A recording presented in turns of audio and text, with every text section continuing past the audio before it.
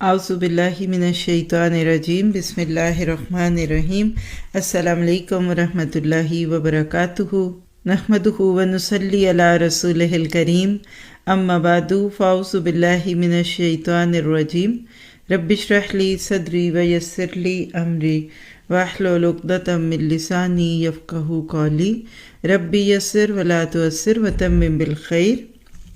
قرآن کے موتی pearls of قرآن، پارہ number 29 تبارک الذی۔ تزکیہ سیریز میں آج اس کو دیکھیں گے دعوت الہی کے ٹاپک کے انڈر۔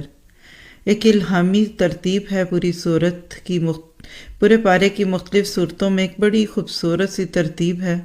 ایک نظر میں دیکھنے سے تو پتہ نہیں چلتا، لیکن جب غور و فکر اور تدبر کیا جائے تو پتہ یہ چلتا ہے کہ جیسے اس میں اللہ تعالیٰ نے کہا کہ تم اللہ کی اس تخلیق میں کوئی بے ضابطگی نہیں پاتے، آسمان کو دیکھو، بار بار دیکھو، تمہیں اس میں کوئی بھی چیز بے ترتیب نہیں دکھتی۔ بالکل اسی نظر سے اگر آپ اس قرآن پاک کو دیکھیں تو اس کی بھی ہر صورت دوسری صورت کے ساتھ جڑی ہوئی ہے۔ اللہ تعالیٰ نے اس بارے میں دعوت دینے کا انداز، کس کو دی جائے، کیسے دی جائے اور کیا طریقہ ہو، کیونکہ اصل میں تو امت مسلمہ امت دعوت ہے۔ ہمیں اللہ کے نبی نے دعوت دی اور اب ہم نے دنیا کو دعوت دینی ہے، لیکن اس کا ایک خاص طریقہ ہوتا ہے۔ کبھی کبھی فارمل اور کبھی کبھی انفارمل دعوت دینی ہوتی ہے۔ ماں اپنے بچے کو، شوہر بیوی کو، بیوی شوہر کو، پھر دوستوں کو، اور پھر اسی سلسلے کو آگے بڑھاتے جائیں تو منظم طریقے سے گروہی سطح پہ، قومی سطح پہ، پھر ورلڈ لیول پہ ہم سب نے دعوت دینی ہے۔ لیکن کبھی کبھی ہمارا حال کیا ہوتا ہے، اناڑی ڈاکٹر کی طرح انجیکشن لگائے گا تو بازو سوج جائے گی، یا ایسی گولی دے دے گا کہ جس کا ریئیکشن ہو جائے گا۔ تو کبھی کبھی ہمارا اپنا ہی انداز درست نہیں ہوتا، موقع درست نہیں ہوتا، طریقہ درست نہیں ہوتا، ہمارا اپنا اخلاق اچھا نہیں، کچھ آداب نہیں ہوتے، تو نقصان کیا ہوتا ہے کہ پھر لوگ پہلے سے بھی زیادہ دور ہو جاتے ہیں دین سے۔ تو اللہ تعالیٰ نے اپارے کی تکمیل کی طرف یعنی قرآن پاک کے پورا ہونے کی طرف ہم پہنچ رہے ہیں، قرآن پاک کے مکمل ہونے کی طرف ہیں۔ اللہ تعالیٰ آپ سب کو ایک ذمہ داری کا احساس دلاتے ہیں کہ تم نے دین کی ضمانت کو اپنے تک نہیں رکھنا، اس کو دوسروں تک لے کر جانا ہے۔ حقیقت یہ کہ ہم دنیا میں رہتے ہیں، بہت سارے ایسے کام ہمارے ارد گرد ہوتے ہیں جن کو نہ ہم پسند کرتے ہیں، نہ اللہ اور نہ رسول۔ ہم پسند نہ بھی کریں تو اتنی بڑی بات نہیں، لیکن اگر اللہ اور اس کے رسول کی نظر سے وہ چیز ٹھیک نہیں تو یہ بات پھر قابل برداشت نہیں ہوگی۔ ایسے وقت میں ایک انسان خاموش نہیں رہ سکتا۔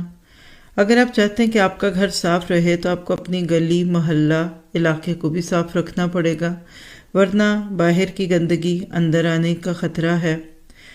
تو جب ہم اپنے معاشرے میں اپنے بچوں کو دیکھتے ہیں تو صرف گھر میں تو نہیں ہوتے، کتنا ٹائم باہر بھی تو رہتے ہیں نا۔ تو لہٰذا اللہ تعالیٰ ہمیں بچوں کی تربیت ہو یا ہمسایوں کے ساتھ تعلق میں بات ہو، یا کیسے ہم لوگوں کو امر بالمعروف اور نہی عن المنکر کریں۔ آئیے سورہ 22 دیکھتے ہیں۔ سب سے پہلے اس بارے میں سورۃ ملک ہے۔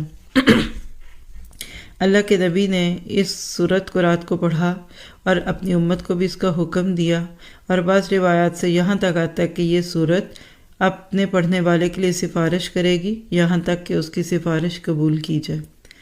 اب دعوت اللہ میں سب سے پہلا نقطہ کیا ہے کہ لوگوں کے دلوں میں اللہ کی بڑائی آئے۔ پہلے رب کا تعارف تو کرائیے، پھر ہی تو نمازیں ہوں گی، پھر ہی روزے ہوں گے، پھر صدقے خیرات ہوں گے۔ آج امت کی اکثریت نماز نہیں پڑھتی، وجہ کیا ہے کہ رب کا نہیں پتہ۔ تو تبارک الذی بیدہ الملک کہہ کر سورت کے آغاز میں ہی اللہ کی ڈومین، اللہ کی کنگڈم کی بات کر کے بتا دیا کہ اللہ ایک ہے اور ساری کائنات اسی کے انڈر ہے۔ تو سورۃ ملک کا بنیادی موضوع توحید ہے۔ جب تک اللہ کی معرفت نہیں ہوگی، لوگ آپ کے کہنے کے باوجود نماز نہیں پڑھیں گے، اور جو پڑھیں گے بھی تو روکھی پھیکی چائے کی طرح کی نمازیں ہیں۔ آپ لوگوں کو حلال اور حرام سے کے فرق پہ نہیں لا سکتے، ان کو پتہ ہی نہیں کہ کس نے حلال کیا اور کس نے حرام کیا، اس لیے لوگ پھر سنی انسنی کر دیتے ہیں۔ بات کانوں سے ٹکراتی ضرور ہے مگر دل تک نہیں جاتی۔ تو اللہ تعالیٰ اس صورت کے بالکل آغاز میں اپنا تعارف کراتے ہیں، اور آیت 2 میں پھر مقصد حیات، الذی خلق الموت والحیات لیبلوکم ایکم احسن عملا۔ تو پہلی بات رب کا تعارف کرائیے، پھر مقصد حیات یعنی پرپز آف لائف بتائیے، دوسرے لفظوں میں یہ کہہ لیجئے کہ اللہ کون ہے اور تم کون ہو، ایاک نعبد و ایاک نستعین۔ اور پھر یہاں دنیا کو ایک کمرہ امتحان سے تشبیہ دی گئی۔ ہاں، ہم سب ایک کمرہ امتحان میں ہیں، کیونکہ لیبلوکم ایکم احسن عملا۔ سوچ سے جینے کا انداز بدل جاتا ہے۔ جب بھی آپ کبھی لفظ امتحان بولیں گے تو آپ کے ذہن میں کام آئے گا، فکر آئے گی، ذمہ داری آئے گی۔ کسی بھی امتحان کو ذرا سا ذہن میں لائیے، سب سے پہلے سلیبس لینا پڑتا ہے، پھر اسکول میں جانا پڑتا ہے، پھر جو استاد نے پڑھایا اس کو غور سے سننا ہوتا ہے، پھر جب امتحان کے لیے کویسچن پیپر دیے جاتے ہیں تو ایگزیکٹلی وہی پیپر حل کرنا ہوتا ہے جو کہ دیا جاتا ہے۔ کوئی بچہ اپنی پسند کا پیپر بنا کے جتنا مرضی اچھا کر رہا ہے، پاس ہوگا؟ نہیں ہوگا۔ پھر آپ دیکھیے کہ ٹائم لیمٹ کے اندر ہونا چاہیے، اور پھر سب سے بڑی بات کہ اس کو اٹیمپٹ کر کے ایگزامینر کے ہاتھ میں دے دو۔ کوئی لپیٹ کر گھر میں لے آئے تو، باہر پی این کو دے دے تو، بالکل اسی طرح سے اللہ تعالیٰ بتاتے ہیں کہ یہ دنیا ایک سنجیدہ حقیقت ہے، تمہیں یہاں آرام کے لیے نہیں کام کے لیے بھیجا ہے۔ یہ دنیا کھیل اور تماشا نہیں، یہ کوئی ہوٹل نہیں، یہ کوئی ریزورٹ نہیں کہ من چلے کی طرح تم آرام دہ بستر پر لیٹو، اپنی مرضی سے چینلز کو ادھر سے ادھر گھماتے رہو۔ تم یہاں کام کے لیے آئے ہو، تمہاری نظر اپنے مقصد پہ ہونی چاہیے۔ ساری آسائشوں اور آرام دہ چیزوں سے بے نیاز ہو کر کامیابی کی تلاش میں محنت کرو۔ جب انسان کو یہ بات سمجھ آ جاتی ہے تو راستے کی رکاوٹ نہیں رہتی۔ وہ جو کہتے ہیں کہ جو ہو ذوق یقین پیدا تو کٹ جاتی ہیں زنجیریں۔ 6-7 مہینے بلکہ 1 سال تک پڑھتا ہے انسان، پھر کمرہ امتحان میں جاتا ہے۔ ہمیں بھی اللہ نے نصاب دیا۔ اللہ کے نبی کا قرآن پاک میں 3 دفعہ ہم تذکرہ پڑھ چکے ہیں کہ جن کو اللہ تعالیٰ نے پورا سلیبس دیا تھا، ہاں، یتلو علیہم آیاتہ ویزکیہم ویعلمہم الحکمہ، ٹھیک ہے؟ تو یہ سارا سلیبس پیپر میں آئے گا۔ امتحان میں کیوں بیٹھتے ہیں؟ تاکہ اگلے درجے میں جائیں۔ اب کمرہ امتحان پر وہ تنقید نہیں کرے گا کہ یہاں کی دیواریں وائٹ کیوں نہیں، یہاں اچھا صوفہ کیوں نہیں، کھانا کیوں نہیں دیا جا رہا، گندگی کیوں ہے، کیونکہ اس وقت ایک سیکنڈ قیمتی ہوتا ہے۔ ادھر 3 گھنٹے بجے، ٹن ٹن ٹن آواز آ گئی کہ ٹائم اپ ہو گیا۔ یہ جو سور پھونکا جائے گا نا، یہ اصل میں ایک بہت بڑا گھڑیال ہے، ایک گھنٹی ہے، ایک پیریڈ کے ختم ہو کر دوسرے پیریڈ کے بیچ کی۔ یہ الگ بات ہے کہ یہ لاسٹ پیریڈ ہوگا۔ اور آپ دیکھتے ہیں کہ کمرہ امتحان ہے، یہاں کلاس روم نہیں کہا گیا۔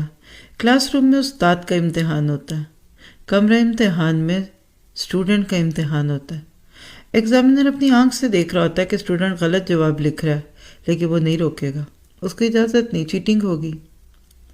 اللہ تعالیٰ آپ کو مجھے ہر اینگل سے دیکھ رہا ہے، لیکن ہاتھ پکڑ کے نہیں روکتا۔ لا اکراہ فی الدین، قد تبین الرشد من الغی۔ اللہ نے حق اور باطل، صحیح اور غلط کا فرق ڈال دیا۔ آج جو کرنا ہے اپنی مرضی سے کرو، ہاں جب رزلٹ آئے گا نا، اس کے بعد تمہارا اختیار نہیں ہوگا۔ ہر بچہ، ہر اسٹوڈنٹ کسی بھی ایج کا ہو، وہ امتحان اس امید پر دیتا ہے کہ چند ماہ کے بعد ایک اچھی خبر ملے گی کہ تم کامیاب ہو گئے ہو۔ جب آپ اس سوچ کے ساتھ جیتے ہیں نا، تو پھر آپ کو محنت مشقت بری نہیں لگتی، اور جب آپ آخرت میں جنت پانے کے لیے بے چین ہو تو پھر اس دنیا میں اس رستے میں جو غم آ جائیں، مشکلات آ جائیں، نہیں، ہر خوشی اور ہر غم امتحان کا پرچہ، ہر نعمت امتحان کا پرچہ، ہر بچہ امتحان کا پرچہ۔ کبھی لے کے آزماتا، کبھی دے کے آزماتا، کبھی دے کے آزماتا ہے کہ دیکھو شکر کرتے ہو کہ نہیں، اور کبھی لے کے آزماتا ہے کہ شکر کرتے ہو کہ نہیں۔ مومن کا تو معاملہ ہی عجیب ہے، نعمت ملے تو شکر، اور شکر کے بدلے میں جنت، اور تکلیف آئے تو صبر، اور صبر کے بدلے میں جنت۔ تو لہٰذا کوئی پیپر کرے ہی نہ، یہ اس غم میں روتا رہے کہ میرا ساتھی کیوں نہیں آیا، میرا دوست کیوں نہیں آیا، اچھا چلو پہلے میں اس فلاں کو پیپر کرا دوں پھر کروں گا۔ بھئی وہ تو نہیں آیا، آپ تو گئے تھے۔ ماں سر پیٹ لے گی اس بچے کی بات سن کر کہ بیٹا پیپر دے آئے۔ نہیں ماما، کیوں، پیپر ہی نہیں پسند آیا۔ پھر کیا کیا؟ پھر ماما میں نے وہ پیپر پھاڑ دیا۔ اوہو۔ پھر میں نے ایک صاف ستھرا کاغذ نکالا، پہلے اس پہ کچھ لکھا، سوال بنائے، پھر میں نے ان سوالوں کے بڑے پیارے جواب دیے۔ ماں کا بی پی لو ہو جائے گا کہ لو، اب 1 سال کی ٹیوشنیں اور پڑ گئیں۔ یہ ان لوگوں کا حال ہے جو اللہ اور رسول کی بتائی ہوئی شریعت کی بجائے من پسند کویسچن پیپرز بناتے ہیں اور پھر اس کے بعد اپنی مرضی سے اس کو اٹیمپٹ کرواتے ہیں۔ تو بہرحال سورۃ ملک میں کائنات پہ غور و فکر بھی ہے، مقصد حیات بھی ہے۔ آپ جتنا اس کو لوگوں کے ذہنوں میں کلیئر کرتے جائیں گے، باقی کام آسان ہوتے جائیں گے۔ اللہ کے نبی کی خوبی یہ تھی کہ آپ نے صحابہ کے دلوں میں اللہ کی محبت کوٹ کوٹ کے بھر دی تھی اور اس کی جواب دہی کا احساس شدت سے ان کے دلوں میں ڈال دیا تھا۔ پھر اس کے بعد کچھ مشکل نہیں۔ پھر آپ دیکھتے ہیں کہ کس طرح انسان ہزاروں سجدے مچل رہے ہیں میری جبین نیاز میں اس کیفیت پہ آ جاتا ہے۔ تو اللہ تعالیٰ آپ کو مجھے ہر وقت خود کو دیکھنے کی دعوت دیتے ہیں۔ اپنی نمازوں کو دیکھو کس درجے کی ہیں، اخلاق دیکھو، معاملات دیکھو، اپنے جینے مرنے کو دیکھو، اور ہم پوچھیں کیا ہم دین کے کام آسان طریقے پہ کرتے ہیں جیسے دنیا کے ہر کام کو پرفیکشنسٹ بن کر کرتے ہیں؟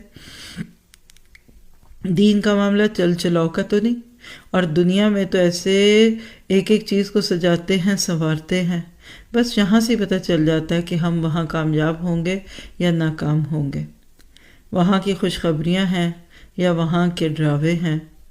اور آپ دیکھیں گے کہ یہاں تو قرآن پاک کی تکمیل قریب ہے، کیا پتہ میری آپ کی زندگی کی تکمیل بھی قریب ہی ہو۔ اقترب للناس حسابهم وهم فی غفلۃ معرضون۔ پتہ نہیں میرے پاس ہفتے ہیں، مہینے ہیں، سال ہیں، یا شاید دن بھی نہیں، اور دن ہیں تو گھنٹے۔ اگر آپ کو مجھے پتہ چلے کہ یہ آخری دن ہے، کیسا گزاریں گے؟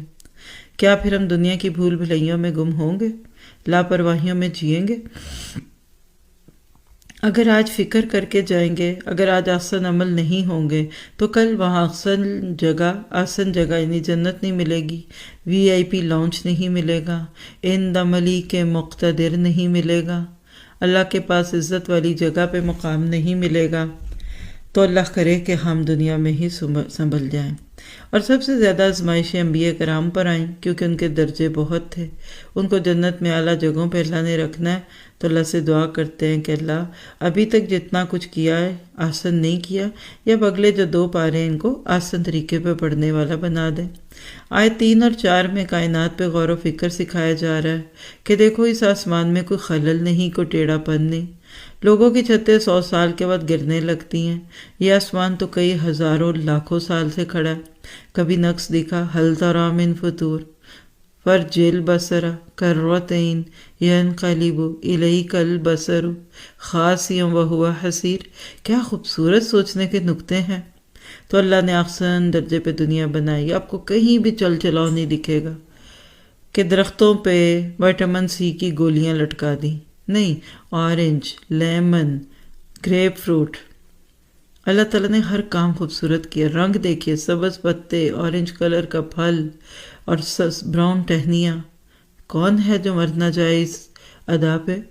تو لہٰذا محاسبہ کیجئے کہ کیا کائنات کو دیکھتے ہوئے اللہ سے محبت ہوتی ہے۔ پھر ساتھ ہی جہنم کا ذکر ہے، کیسے ان کو بتایا جا رہا ہے، الم یاتکم نذیر، کیا کوئی ڈرانے والے نہیں آئے تھے؟ قالوا بلا، آئے تو تھے لیکن ہم ان کو بس جھٹلاتے ہی رہے، ہمیں پتہ ہی نہیں، ہم نے ایسے ہی سوچا۔ اور یہاں دیکھیے وہ کیا جملہ بول رہے ہیں، وَقَالُوا لَوْ كُنَّا نَسْمَعُ نَعْقِلُ مَا كُنَّا فِي أَصْحَابِ السَّعِيرِ، کاش ہم سنتے، سمجھتے، جانتے تو آج جہنمیوں میں نہ ہوتے۔ یہی وجوہات ہے کہ اللہ کے نبی اس صورت کو بھی اور سورۃ سجدہ کو رات کو پڑھ کر سوتے۔ آخری پیغام جب آپ توحید کا لے کر سوئیں گے تو انشاءاللہ خواب بھی آپ کو ڈرانے نہیں خوبصورت آئیں گے، پھر فجر کے لیے آنکھ بھی کھل جائے گی۔ اگلی سورت قلم ہے، جس کو سورت نون بھی کہتے ہیں۔ اس کا موضوع توحید کے بعد رسالہ ہے۔ اللہ کے نبی صلی اللہ علیہ وسلم کی ذات سے متعلق یہ سورت ہے اور قلم کی بات ہے، اور آپ کی روایت سے پتہ چلتا ہے کہ سب سے پہلے اللہ نے قلم کو پیدا کیا اور پھر کہا اکتب، لکھو، تو اس نے تمام انسانوں کی تقدیریں لکھ دیں۔ قلم کے بغیر علم کا تصور نہیں۔ ٹھیک ہے، اس کی شیپ بدل گئی، پہلے لکڑی کی کے قلم کھڑے جاتے تھے، پھر پینسل بنی، پھر فاؤنٹین پین، پھر بال پوائنٹ، اور اسی طرح پارکر اور بڑی قسمیں۔ آج کا قلم آپ کا ماؤس ہے، آپ کا کی بورڈ ہے۔ قلم بعض دفعہ تلوار سے بھی زیادہ کام کر دیتا ہے، اس لیے اس کے ساتھ تعلق قائم رکھیے۔ تو اس پوری صورت میں اللہ کے نبی صلی اللہ علیہ وسلم کا مقام بیان کیا گیا کہ دیکھو نبی کا مقام پہچانو، کیا محنتیں کی انہوں نے، جو کام کر گئے اس کے بعد ایسا اجر ہے کہ جو کبھی ختم نہیں ہوگا۔ آپ کا ذکر اللہ نے بلند کر دیا، وَرَفَعْنَا لَكَ ذِكْرَكَ، آگے بھی آئے گا۔ پورے نقشے پر کہیں نہ کہیں اذان ہوتی ہے، اور اس میں اشہد اللہ الہ الا اللہ کے ساتھ اشہد ان محمد رسول اللہ۔ لوگ درود پڑھتے ہیں، اللہم صلی علی محمد، اللہم بارک علی محمد۔ تو یہ 24 گھنٹے میں ہر لمحے پیارے نبی کا نام بلند ہونا ہے۔ اللہ تعالیٰ آپ کو مجھے پیارے نبی کے ساتھ بہترین تعلق عطا فرمائے۔ بڑے بڑے لوگ، خاص طور پہ آپ دیکھیے کہ جنہوں نے حدیث کی خدمت کی، امام بخاری، امام مسلم اور اسی طرح سے ستہ والے، سوچیں ان کا اجر کتنا زیادہ ہوگا۔ پھر آیت 9 سے پتہ چلتا ہے کہ جب دین کی طرف آنے والے کوئی آ رہے ہوتے ہیں تو لوگ ان کو کیسے بہکاتے ہیں۔ کبھی محبتوں کے واسطے دیں گے، کبھی ذمہ داریوں کا احساس دیں، کبھی محبتوں کے واسطے دیں گے، کبھی ذمہ داریوں کا احساس دلائیں گے، کبھی ڈرائیں گے، دھمکائیں گے، دیکھو تم بیوی کا حق ادا نہیں کر رہے، تم بیٹیوں نے کا حق نہیں دے رہی، تم گھر کا خیال نہیں رکھتی۔ اور کبھی کبھی دنیا اتنی پیاری بنا کر دکھائیں گے کہ انسان کو گلٹ ہونے لگے کہ پتہ نہیں شاید میں ہی نہ سمجھوں۔ مداہنت چاہتے ہیں، لوگوں کو دنیا کی طرف مائل کرنا چاہتے ہیں۔ اللہ تعالیٰ کہتا ہے تم جمے رہو، اس کتاب کی قیمت پہ کوئی دوسری چیز نہیں لینی۔ پھر آیت 10 سے 16 تک انسان کی وہ برائیاں ہیں جو دین چھوڑنے کے بعد پیدا ہوتی ہیں۔ تو اللہ کی کتاب ہمارا تزکیہ کرتی ہے، اور اچھی دعوت اور تبلیغ ہوتی ہی وہ ہے جس کے بعد آپ کو اپنی برائیاں بھی دکھیں اور خوبیاں بھی دکھیں۔ اللہ تعالیٰ آپ کو مجھے اس کی توفیق عطا فرمائے کہ ہم عمل کر سکے۔ اللہ کے نبی کے دشمنوں کے نام لیے بغیر ان کے معاملات دکھائے گئے۔ پھر آیت 16 میں ناک کی جگہ خرطوم آیا، سونڈ، موٹی ناک۔ آج ہم کہتے ہیں ناک کا مسئلہ ہے یہ، لوگ ناک کے نام پہ قتل کر دیتے، قرض لے کر بھاری دعوتیں کرتے، بھاری کپڑے پہنتے کہ ناک بچ جائے۔ اللہ کہتے یہ نہیں بچے گی، صرف اس کی بچے گی جس نے اپنی ناک اور اپنے پیشانی کو رب کے سامنے سجدوں میں رکھ دیا۔ پھر آیت 17 سے اگلی چند آیات میں ایک باغ کا قصہ ہے۔ نیک شخص تھا، ہمیشہ اپنے باغ کے پھل کو دوسروں سے بانٹتا تھا۔ بیٹوں نے سوچا کہ یہ نہ سمجھی کی بات ہے، چلو غریبوں کے آنے سے پہلے راتوں رات کاٹ کے لے جاتے ہیں۔ اور دیکھا جا کر تو وہاں کچھ بھی نہ تھا، ایک بگولا آگ کا آیا اور باغ کو جلا گیا۔ اصل میں یہ تشبیہ ہے کہ وہ لوگ جو دنیا میں دوسروں کا حق مار کے جی رہے ہیں، ان کا باغ کل قیامت کے دن بالکل ویران ہوگا۔ اور پھر اللہ تعالیٰ نے ان کی توبہ کا بھی تذکرہ کیا۔ پتہ کیا چلا دعوت کے موضوع میں کہ لوگوں کو دعوت دے تو پھر ان کو کچھ قصے بھی سنا دیجئے جو صحیح ہوں، جس سے ان کو موٹیویشن بھی ملے، اور ساتھ ہی ساتھ توبہ کی دعوت بھی دینی چاہیے۔ پھر آیت 34 سے اگلی چند آیات سے پتہ چلتا ہے کہ جن لوگوں کو یہاں دنیا میں تھوڑی سی محبت ہے اور بعض دفعہ بغیر محنت کیے ہی دنیا میں بہت کچھ ملتا ہے، تو وہ یہ سوچتے ہیں کہ جیسے یہاں ملا ویسے وہاں بھی مل جائے گا۔ تو یہ بھی ایک بہت بڑی غلط فہمی ہوتی ہے، حالانکہ یہ بھول جاتے ہیں کہ اس دنیا میں جو ملا وہ امتحان کے لیے، اگلی دنیا میں جو ملے گا وہ انعام کے لیے ملے گا۔ پھر آیت 42 سے 46 میں قیامت کی کچھ ہلکیاں ہیں۔ تو کیا پتہ چلا کہ لوگوں کو شان رسالت بتاؤ، اللہ کے نبی کے اخلاق اور آپ کے معاملات دکھاؤ۔ اور دوسری بات قلم کے استعمال کی جو اہمیت کی ہے، تو اس میں بھی سستیوں کو چھوڑ کر اللہ کے دین کو سیکھنے کی دعوت بھی ہے، اور موت سے تو بچ نہیں سکتے، تیاری کرنے کی ضرورت ہے۔ اور آخر میں پھر حضرت یونس کے لیے صاحب الحوت کی بات کی گئی۔ اللہ ہمیں بھی دعوت دیتے ہیں کہ وقت سے پہلے اپنی ذمہ داریاں نہ چھوڑو۔ پھر اسے اگلی صورت الحاقہ ہے، ایمان بالآخرہ، تیسرا موضوع جو دعوت میں سامنے لایا جائے گا کہ مرنے کے بعد تمہارے ساتھ کیا ہوگا، جنت یا جہنم۔ ایسی باتیں کرو کہ دل کھل جائیں۔ اور یہ 3 سبجیکٹ ہی اللہ کے نبی نے پورے مکی دور میں پڑھائے تھے۔ پوری مکی صورتیں جو 2/3 آف دی قرآن ہے، وہ صرف ان 3 موضوعات سے متعلق ہیں: نماز، روزہ، حج، زکوٰۃ، اور اسی طرح سے کچھ چیزوں کو جو حرام کیا گیا۔ یہ سب مدنی دور میں ہوا۔ تو پہلے بیس بن جائے توحید، رسالہ اور ایمان بالآخرہ سے، تو قبولیت کی بہت زیادہ امید ہوتی ہے۔ جو حکم آتا جائے گا لوگ سمعنا و اطعنا کہتے جائیں گے۔ پھر آیت 19-20 میں اعمال ناموں کی بات ہے، کچھ کو دائیں ہاتھ میں اور کچھ کو بائیں میں ملیں گے۔ جنہوں نے زندگی کا مقصد سمجھا، اور یہ جو بات ہے نا کہ میں جانتا تھا کہ میں اپنے حساب سے ملاقات کروں گا، بس اتنی بات ہے، کوئی نماز روزے کی بات نہیں، کیونکہ جس کو حساب کا یقین آتا ہے نا، پھر وہ وقت بھی صحیح استعمال کرتا ہے اور عبادات کا بھی خیال رکھتا ہے۔ کیا ہمیں اپنی موت کا یقین ہے؟ پھر آیت 25 سے آگے چند آیات میں ایک شخص کا تذکرہ ہے جو نفس کا پجاری تھا، من پسندی کرنے والا، ہر وقت کھیل میں مگن۔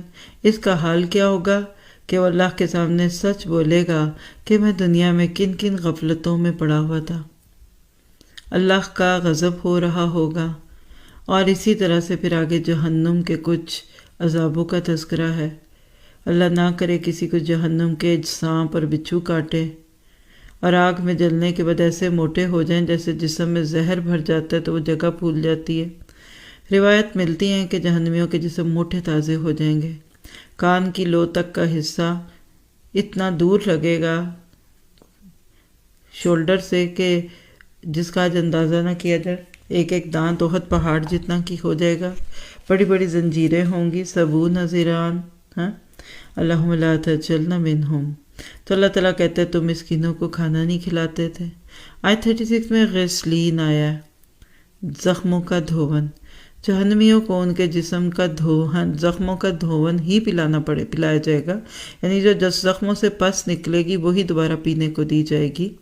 ٹھنڈا عذاب ہوگا، اللہم لا تجعلنا منہم، بدبودار، لیسدار، چکنی۔ آج تو تصور بھی نہیں آتا، اور اللہ سے دعا ہے کہ کسی کو بھی نہ اللہ یہ عذاب دے، لیکن آج ہمیں ہر چیز بھی تو کھول کے اللہ نے بتا دی۔ آیت 37 میں پتہ چلتا ہے کہ یہ عام لوگ نہیں بلکہ خطا کار لوگ کھائیں پیئیں گے، تو اللہ ہمیں خطاؤں سے بھی بچائے اور دوسری چیزوں سے۔ اس کے بعد 38 سے 47 میں اللہ کے نبی کی ذات سے متعلق کچھ آیات ہیں۔ 48 میں قرآن کی بات کرتے ہوئے دعوت کی بات آ گئی کہ لوگوں کو اللہ کی کتاب سے جوڑا جائے، اللہ کو یاد رکھو، کبھی الحمدللہ کہہ کر، کبھی سبحان اللہ کہہ کر، اور کبھی استغفر اللہ کہو۔ اس کے بعد سورۃ معارج شروع ہوتی ہے جس میں کریکٹر بلڈنگ ہے، یعنی پھر اگلا مرحلہ تبلیغ میں کیا ہے کہ لوگوں کی کردار سازی کی جائے۔ 13 سال مکہ میں دل سوزی کی گئی، آخرت اور رسالت اور ایمان کی بات کی گئی، اب یہاں کردار سازی کی باتیں ہیں۔ مدنی صورتوں میں نماز، روزے، حج کا تذکرہ ملتا ہے۔ یہاں شروع میں قیامت کے دن کو 50,000 سال کا دن کہا جا رہا ہے۔ کیا میں نے آپ نے اس کے لیے کچھ انتظام کر لیا؟ آیت 5 میں صبر کی بات ہے، کیونکہ داعی دین کو اللہ کے رستے میں جو مشکلات آتی ہیں اس پہ صبر کرنا پڑتا ہے، خواہشوں پہ پابندی لگانی پڑتی ہے، ہجرتیں کرنی پڑتی ہیں، ڈانٹ کھانی پڑتی ہے، کسی کو نیکی کے لیے کہا تو اس کا آگے سے غصہ سہنا پڑتا ہے۔ غفلت کے پردوں سے لوگوں کو نکالنے کے لیے صبر، صبر اور صبر، اور صبر جمیل، میٹھا صبر، چہرے سے بھی نہ ناگواری کا احساس ہو، پتہ ہی نہ چلے کہ دل میں کیا جوار بھاٹے آئے ہوئے ہیں۔ پھر آیت 12 سے اگلی چند آیتوں کو پڑھیں تو کیا پتہ چلتا ہے کہ یہ اللہ کا کلام ہے، کوئی بندہ ایسا کام بنا نہیں سکتا، اور اگر یہ اللہ کے کلام میں نہ ہوتا، حدیث میں اس کا تذکرہ نہ ہوتا تو ہم کبھی ان چیزوں کو مانتے ہی نہ۔ اور وہ کیا ہے کہ قیامت کے دن سگے رشتوں سے انسان بے نیاز ہوگا، اور فدیے میں بچوں کو اور باقیوں کو دے رہا ہوگا۔ سب سے پہلے بھی بنیخ کا لفظ ہے، حالانکہ انسان کو اپنی اولاد سب سے پیاری ہوتی ہے۔ تو اگر دنیا میں اپنوں کو برائیوں پہ نہ روک کر ساتھ لے کر نہ چلے تو وہاں پھر ایک دوسرے کو برے حال میں دیکھنا پڑے گا۔ ہمارے لیے آیت 17 میں محاسبے کا نقطہ ہے، کیا میں حق سے منہ تو نہیں پھیرتی؟ کیونکہ کتاب سے منہ پھیرنا اصل میں حق سے منہ پھیرنا ہوتا ہے۔ پلٹ کر دنیا کی طرف تو نہیں جاتی، یہ کتاب میرے ہاتھ سے پھسل تو نہیں جاتی۔ آیت 19 سے 36 میں ایک چیک لسٹ ہم بنا سکتے ہیں، 2 دفعہ نماز کا تذکرہ ان آیات میں۔ تو دعوت کے آغاز میں آہستہ آہستہ ان کو عبادات کی طرف لائیے، اور عبادات میں سب سے پہلے نماز، وقت کی پابندی کے ساتھ، نبی کے بتائے ہوئے طریقے پہ، شعور کے ساتھ، ترجمے پہ نظر رکھتے ہوئے، اور اللہ پھر پچھلی نماز سے اس نماز تک کے بیچ کے گناہوں کو معاف کر دے گا۔ سورۃ معارج میں ایک پوری لسٹ ہے قیامت کی چیزوں سے لے کر کردار سازی کی، اور اللہ تعالیٰ ہمیں اس پہ غور و فکر کی توفیق دے۔ آگے سورۃ نوح ہے، عملی کردار ہے داعی دین کا۔ 950 سال تک اللہ کے نبی نے لوگوں کو ہدایت کی طرف بلایا، لیکن لوگ ماننا نہیں چاہتے۔ اپنے اوپر لیجئے، کیا میرے اندر اتنا صبر ہے کہ حضرت نوح کی طرح میں بھی کھڑی ہی رہوں اور لوگ آپ کو برا رسپانس بھی دیں اور آپ وہاں کھڑے رہیں؟ ہم تو پھولوں کے ہار لیں، ہمیں تو گلدستے پیش ہوں اور ان کو تانے اور الزامات اور پتھر پڑے۔ جو اللہ کے لیے کھڑا ہوتا ہے نا، وہ ہر قسم کے رسپانس پہ کھڑا رہتا ہے۔ وہ کہتا ہے میری نیت تو اچھی تھی نا، باقیوں کی تو نہیں تھی۔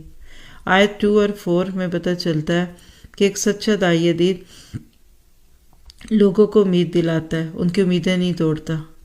گناہوں کی معافی کی رغبت دلائی جاتی ہے۔ آیت 10 سے 12 تک اللہ تعالیٰ استغفار کے فائدے بیان کرتے ہیں۔ حقیقت ہے کہ ہر آزمائش، ہر بیماری، دکھ، تکلیف، کمی بیشی کا علاج اللہ سے اپنے گناہوں کی معافی مانگو۔ آیت 23 میں حضرت نوح کی قوم کے 5 بتوں کا تذکرہ ہے جن کو وہ پوجتے تھے۔ اصل میں اپنے دور کی نیک شخصیات تھیں، کہ بددیگرے جب دنیا سے گئیں تو شیطان نے دلوں میں خیال ڈالا کہ تم تو ان کی وجہ سے اللہ کی پکڑ سے بچے ہوئے تھے، لہٰذا اب ان کی شبیہیں بنا لو۔ پھر اگلی نسل کے پاس آیا کہ یہ تو مٹ رہی ہیں، چلو ان کے اسٹیچوز بنا لو۔ پھر اس سے اگلی نسل کے پاس آیا، کہا جہاں عبادت کرتے وہاں رکھ لو، اور ہوتے ہوتے پھر اخیر میں وہ تصور ایسا بنا کہ اللہ تو پیچھے چلا گیا اور وہ جگہ مندروں میں بدلتی گئیں۔ تو اللہ سے دعا ہے کہ ہمیں اپنے نفس کو قابو میں رکھنے کی توفیق دے۔ اور پھر سورت کے آخر میں پتہ چلتا ہے کہ تمام حجت جب ہو جائے تو پھر دعوت میں شدت آ جاتی ہے۔ حضرت نوح نے اتنی باتیں سنی، اس کے باوجود کھڑے رہے۔ اس کی اگلی سورت جن ہے جو دعوت کا ایک عملی نمونہ ہے۔ طائف کے سفر سے واپسی پہ جب اب بڑے دلگیر تھے تو ایک جگہ بیٹھے تو وہاں جنوں کا ایک ٹولہ آیا اور انہوں نے کچھ باتیں سنی۔ جا کر جو اپنی قوم سے بات کی وہ پوری سورت جن میں ہے۔ سورت جن کیا ہے؟ ایک جن کی کہانی، اس کی زبانی۔ بہت خوبصورت طریقے سے توحید اور شرک کا فرق بھی ہے اور اللہ کی پسند اور ناپسند کی بات بھی ہے۔ اخلاص ہو تو اللہ تعالیٰ بات میں اثر بھی ڈال دیتے ہیں۔ نجات کی باتیں بھی ہیں آیت 14-15 میں، اور اسی طرح 19 سے 21 میں اللہ کے نبی کی طرف محبت سے ٹوٹ کر آنے والوں کا تذکرہ ہے۔ اور اس کے بعد پھر نبی صلی اللہ علیہ وسلم پہ 2 خوبصورت صورتیں یک بعد دیگرے نازل ہوتی ہیں، سورۃ مزمل اور مدثر۔ دونوں کو اگر ایک ساتھ دیکھیں تو سورۃ مزمل میں قیام اللیل ہے اور سورۃ مدثر میں قیام النہار ہے۔ رات کو اللہ کے آگے کھڑے ہو جاؤ تو دن میں اللہ کے بندوں کے سامنے کھڑے ہو جاؤ۔ جب تک اللہ تعالیٰ سے گہرا تعلق نہ ہو، انسان بندوں کو رب سے جوڑ نہیں سکتا۔ اور پھر آیت 4 میں تہجد کے لیے قرآن پڑھنا اور ترتیل کے ساتھ پڑھنا، اس پہ بھی بات ہے۔ آیت 5 میں قرآن کو بھاری فرمان بتایا جا رہا ہے، یعنی یہ ایک ذمہ داری کی چیز ہے، اس کو سیریس لو، کھیل تماشا نہیں ہے۔ تم دنیا کی کتابیں جیسے مرضی پڑھو، لیکن اس کتاب کو عاجزی کے ساتھ پڑھنا پڑے گا۔ پھر قرض حسنہ کی بات ہے، اور پھر سورۃ مدثر میں قم فانذر کے حکم پہ اللہ کے نبی نے جو عمل کیا تو 23 سال کھڑے ہی رہے۔ پھر کبھی مکہ میں، کبھی طائف میں، کبھی مدینہ میں، اور کبھی تبوک تک آپ ایک اللہ کا نمائندہ بن کر گئے اور اللہ کا نام ہی بلند کرتے رہے۔ اور وَثِيَابَكَ فَطَهِّرْ، اس سے پتہ چلتا ہے کہ دعوت دینے والے کے حال حلیے سے بدبودار ہونا اور غیر اخلاقی ہونا اچھا نہ لگنا، یا ایسا لگنا کہ جس کے اوپر ایک انسان انگلی اٹھائے، یہ عیب ہے۔ صاف ستھرے کپڑے ہونے چاہیے، منہ سے بو نہیں آنی چاہیے، سگریٹ کی، تمباکو کی، لہسن کی، پیاز کی، ابائیوں میں سے پسینے کی بو نہیں آنی چاہیے، اور اسی طرح داعی دین کو اپنے دامن پہ کوئی دھبا بھی نہیں لینا چاہیے۔ امام بخاری کا ایک بڑا معروف واقعہ ہے کہ اپنے اوپر چوری کے الزام سے بچنے کے لیے 1000 اشرفیوں کی تھیلی پانی میں ڈال دی تاکہ کل کوئی میرے اوپر انگلی نہ اٹھا سکے کہ یہ تو حدیث کی بات کرتے ہیں اور ان کے اوپر یہ الزام ہے۔ پھر اسی طرح سے آیت 6-7 میں احسان اور صبر کی بات ہے۔ اللہ کے نبی کا 23 سال تک کا جہاد تھا، کہیں محبتوں کا جہاد، کہیں نفرتوں کا، کبھی لوگوں کا سامنا کیا، کبھی معاشرے سے جہاد کیا۔ یہ دین ایسے نہیں ہوتا۔ وَرَبَّكَ فَكَبِّرْ، اللہ کا نام بڑا کرنے کے لیے رستے میں کتنی رکاوٹیں، ہرڈل ریس ہے یہ۔ صرف وظیفے پڑھنے اور تسبیح کرنے سے اگر رب راضی ہوتا تو اللہ کے نبی کو عملی طور پر اتنی مشکلات سے نہ گزرنا پڑتا۔ پھر آیت 9 سے اگلی چند آیات میں قیامت کے مناظر ہیں اور اللہ کے نبی کے دشمن کا تذکرہ۔ آیت 38 سے پتہ چلتا ہے کہ ہر بندہ اپنے اعمال کی بس گروی ہے، پلیسٹ ہے، عمل کرتا جائے اور اپنے آپ کو اللہ کے عذاب سے بچاتا جائے۔ پھر اسی طرح سے آیت 42 سے 49 میں عمل کے نقطے ہیں۔